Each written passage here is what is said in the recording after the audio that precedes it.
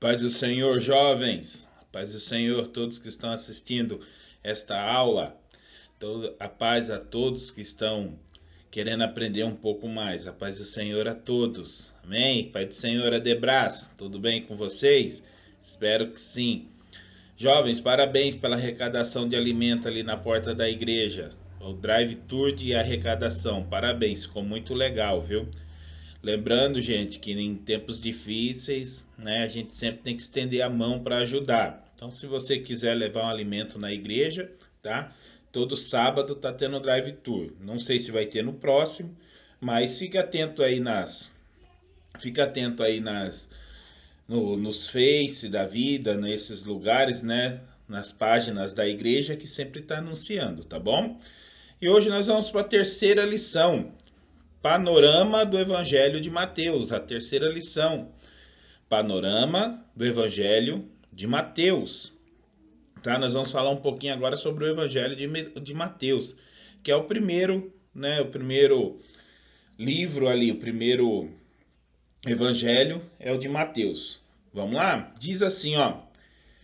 Versículo do dia. Eis que uma virgem conceberá e dará à luz um filho, e chamá-lo-ão pelo nome de Emanuel, que traduzido é Deus conosco. Então, o primeiro nome ali de Jesus, dado ali, Emanuel, que significa Deus conosco. Objetivos da lição: conhecer sobre o autor do Evangelho, entender o contexto e propósito de Mateus, enumerar os eixos temáticos de Mateus, tá bom? Então, o objetivo da lição é conhecer sobre o autor, entender o contexto e o propósito de Mateus e enumerar os eixos temáticos de Mateus, tá? A verdade aplicada é: o Evangelho de Mateus apresenta Jesus como o Messias prometido no Antigo Testamento, tá bom? Então, para a gente entender um pouco mais sobre Mateus, a gente precisa primeiro saber algumas coisas. Vamos lá.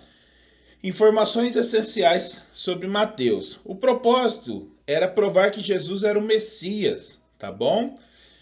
Então, Mateus escreveu para provar que Jesus era o Messias, o Rei Eterno. O autor, como nós já falamos, é Mateus, também conhecido como Levi, tá? Então, se você ora estiver lendo lá e falar Levi, saiba que é o mesmo Mateus, tá bom? Ele destinou a sua escrita para os judeus, então ele escreveu ali pensando nos judeus, tá? Cada um escreveu para um povo, mas Mateus quis focar nos judeus. Ele escreveu ali aproximadamente de 60 a 65 depois de Cristo, então depois da morte de Cristo ele escreveu de 60 a 65 anos depois. O panorama que Mateus resolveu escrever: Mateus era um judeu coletor de impostos, que se tornou um dos discípulos de Jesus. O Evangelho de Mateus estabelece relação entre o Antigo e o Novo Testamento, por causa da ênfase que dá ao cumprimento das profecias. Então, ele pega as profecias do Antigo Testamento e ele mostra o cumprimento dentro do que ele escreve. Mais ou menos, vamos supor, vamos parafrasear. Mateus escreve o Evangelho com o Velho Testamento na mão. Tudo que falava do Messias, ele fala: olha, escrevi do ventre da mulher nascerá um que pisará a cabeça da serpente. Ele fala: olha, de Maria nasceu Jesus. Então parece que ele está escrevendo o Evangelho com o Novo Testamento na mão, com o Velho Testamento na mão, tá bom? Então tem muito versículo chave, mas um deles fala assim, ó: não cuideis que vim destruir a lei ou os profetas. Não vim abrogar, mas vim cumprir a lei. Tá bom? Vamos lá? Ó, característica particular de Mateus. Mateus tem umas características bem particulares. Quais são? O livro de Mateus é repleto de expressões messiânicas. Por exemplo, filho de Davi é usado diversas vezes. E de textos do Antigo Testamento. São 53 citações e outras 76 referências. Esse evangelho não contém um relato cronológico. Seu propósito é apresentar a evidência de que Jesus é o Messias e o Salvador. Você vê que realmente parece que Mateus está escrevendo o seu evangelho, está escrevendo o evangelho, né? Evangelho de Jesus, não o dele, mas está escrevendo o livro dele com o Velho Testamento na mão. É bem interessante, né? Vamos para a lição? Introdução.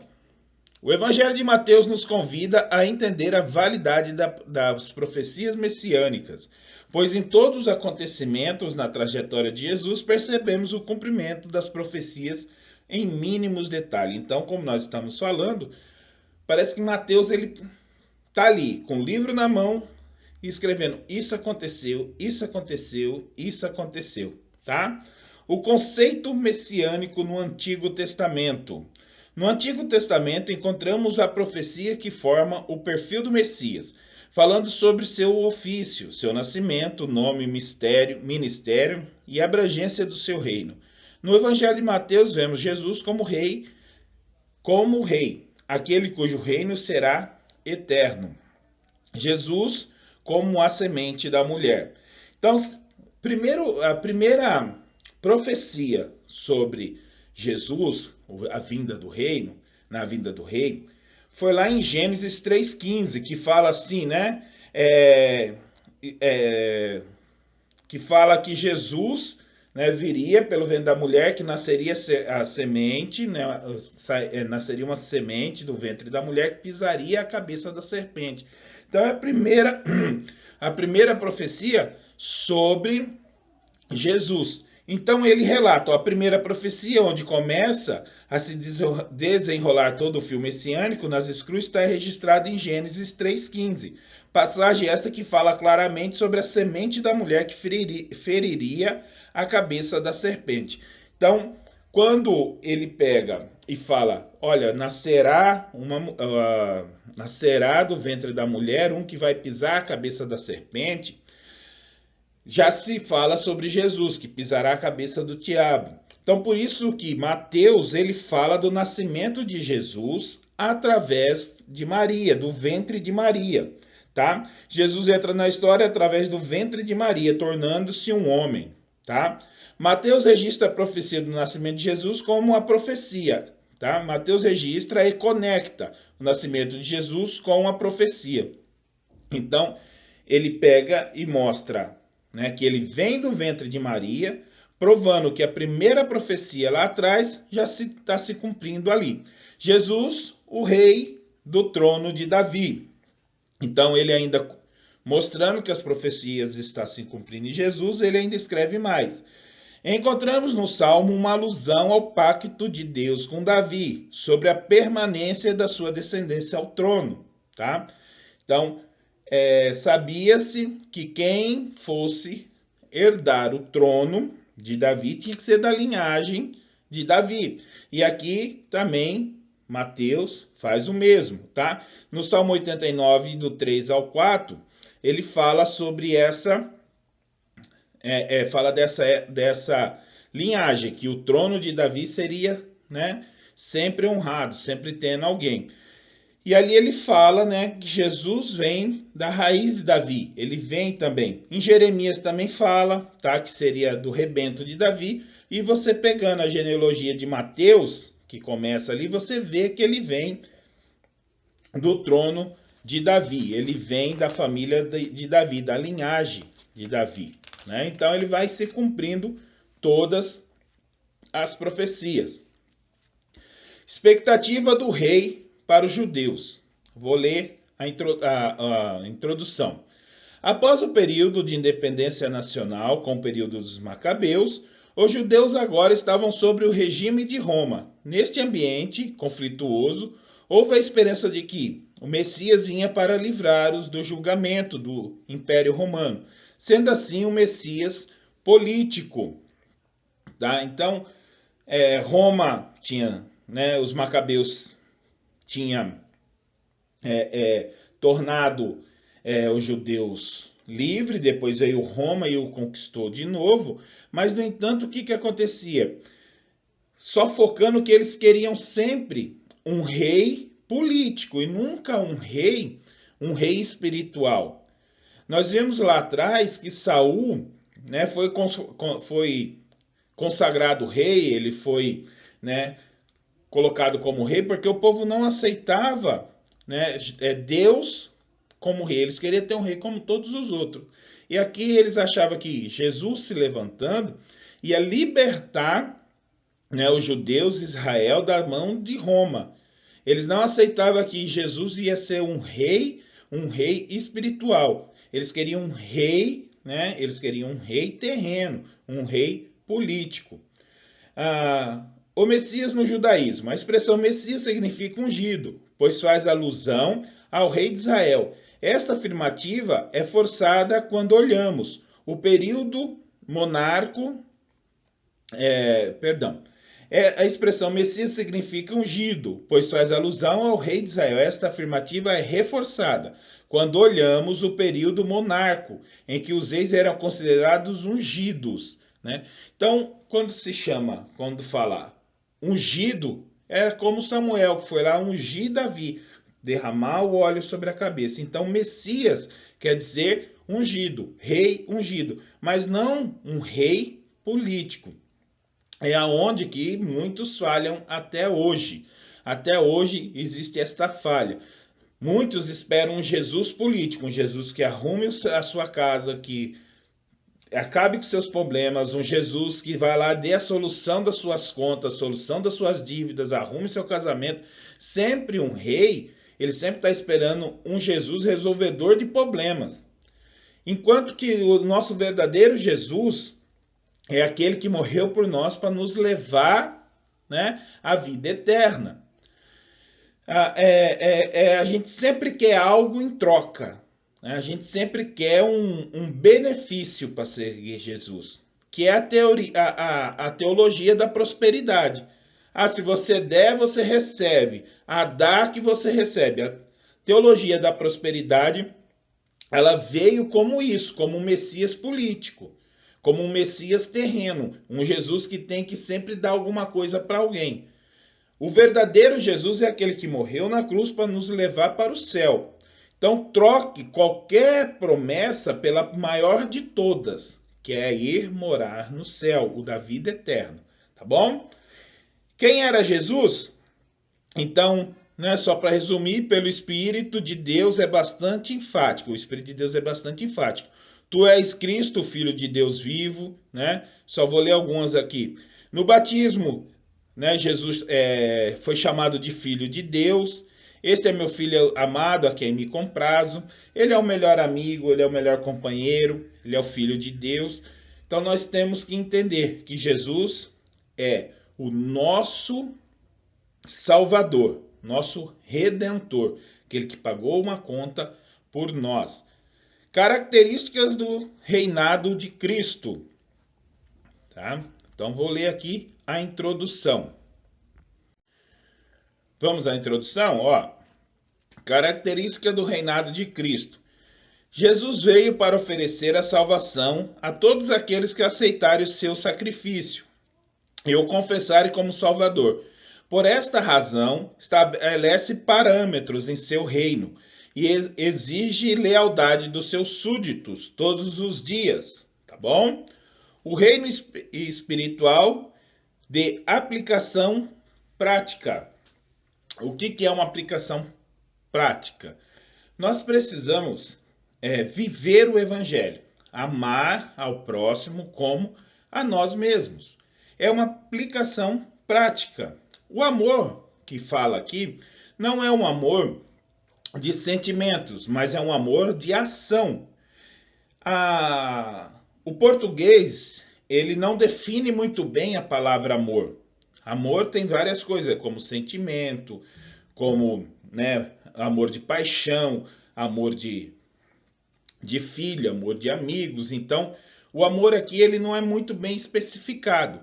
Já no grego ou no hebraico, a palavra amor, ela tem mais sentidos, né?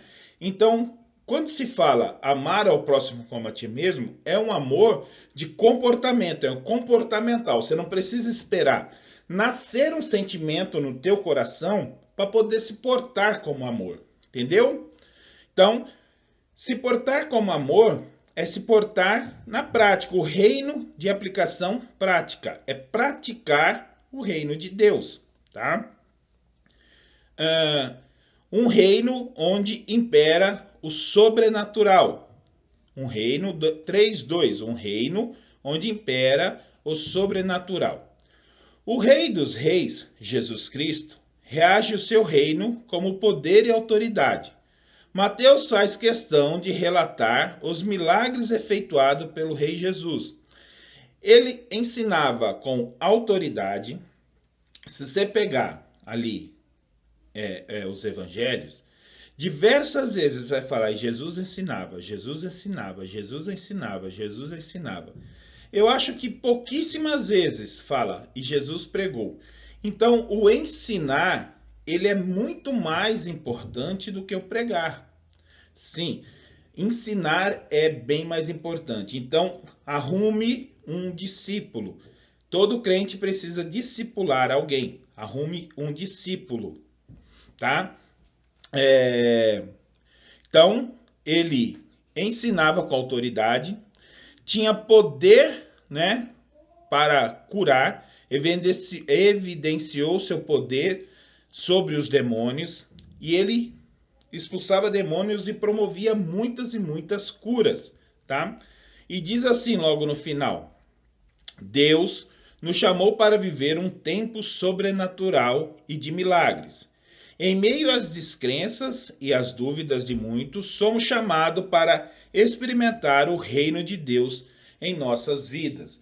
Então, nós precisamos não só praticar, mas também mostrar o reino de Deus em nossas vidas, tá? Nós somos embaixadores de Cristo na terra. Então, nós precisamos deixar evidenciar o reino de Deus em nossas vidas e mostrar ao mundo quem é esse verdadeiro Deus, quem é o autor desse evangelho, tá? Quem é que deixou a sua vida para, né, salvar as outras. Então, o evangelho de Mateus, ele traz Jesus do Velho Testamento, ele mostra Jesus no Novo Testamento e precisamos aprender com isso. Conclusão: entender que Jesus é o nosso rei é saber que temos um Senhor, que fazemos parte de um reino celestial e que nossa vida precisa ser devotada inteiramente a ele. Amém?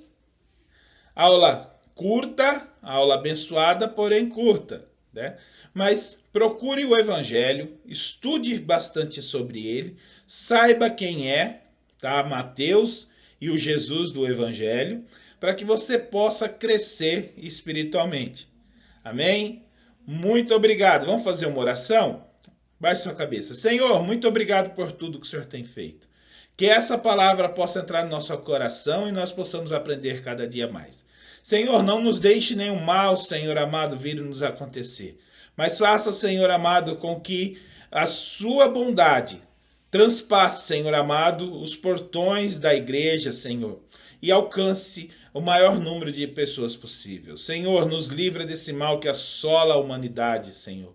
Que essa doença, Senhor, seja extirpada o mais rápido possível do nosso meio. Em nome de Jesus. Amém. Amém. Deus abençoe. Muito obrigado. Saudade de vocês. Tchau, tchau. Super abraço.